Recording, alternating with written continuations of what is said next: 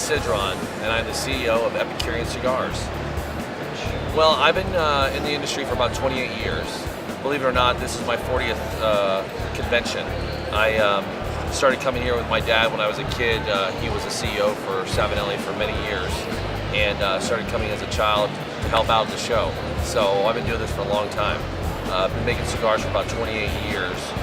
Started with a big company in the Dominican Republic. I won't say the name, but they're one of the well-known brands out there, and learned a lot from those folks about fermentation, about blending, about everything in the industry. So started my passion for cigars, really got me interested because I'm a fourth generation Cuban cigar maker.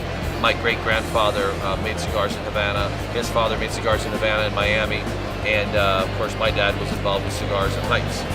So I worked for a big corporation for many years and helped them with their cigars, and one day I decided that I wanted to make cigars for myself.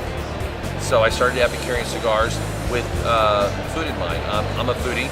I love great restaurants. I love to cook. I love bourbon, rum, IPAs, and so forth. So when I was blending cigars in the DR and in Nicaragua, I found that they were eating the same food every day. They would eat rice, beans, and it was a general type of style of food. And I realized as an American, I love Mexican food, Chinese food. Every day it's a plethora of different types of foods. I love spicy, I love chili. So my palate is a lot different than most people in the industry, or not in the industry, but that are in the industry from those other countries.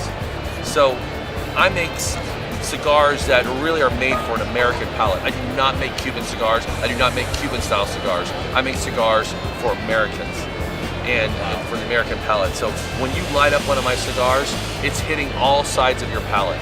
And as a person who cooks and loves food, that's what I want, I don't know if you guys have ever made chili before, but you try different things, and when you put like a little bit of red wine, a little bit of dark beer, a little bit of this, a little bit of pork, a little beef, and it just makes that whole chili, you feel it, your whole palate, you're tasting all these different flavors. That's exactly what I do with my cigars. So when you light up an Epicurean cigar, you're automatically getting your whole palate, the sides of your mouth, the front and the back, when you light up immediately. You don't have to wait an inch, you're immediately getting flavor. So I do small batch vintage cigars. I'm the only person doing true vintage cigars. These cigars were actually from 2007 crop. So I got 2007, 2008, 2009, and then I'll have 2010 and so forth. So I am one of the few people that this is really, really what that is. If you want to talk about cigars, the Santeria, this has been a #1 cigar for about 20 different bloggers across the United States. It is just a flavor bomb. And there's a little size called the Ruka. I call it the Kit Kat because I love those little Kit Kat bars. So it's a natural dry cocoa, and it tastes like chocolate. And it's had a sweetness to it because I have Panamanian, just a sliver of Panamanian tobacco in it, which has a sweetness to it that just completely rounds out the whole blend. Mojo is another project that we're doing.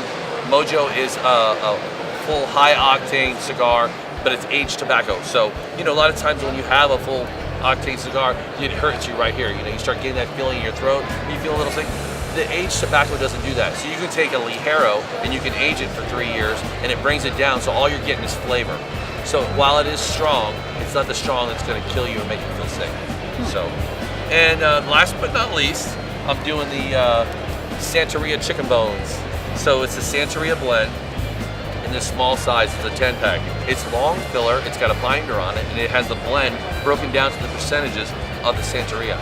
So it's a 10-pack, they're a lot of fun, and we decided to put it, in this is a little paper package, chicken bones, because there's a connection there with the Santeria and so forth, and it's just kind of fun. Carnival, man, this is the newest thing that I have out. This is an incredible project that I've been working on for a couple of years, but it finally came to fruition this year, and it'll be shipping next week, and it's the latest and the greatest.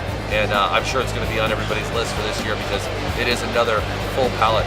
So it really covers you. I'm always making Lanceros. I love the Petit Corona sizes. I'm a cigar geek myself. So I'm not just a cigar maker, I'm a fan.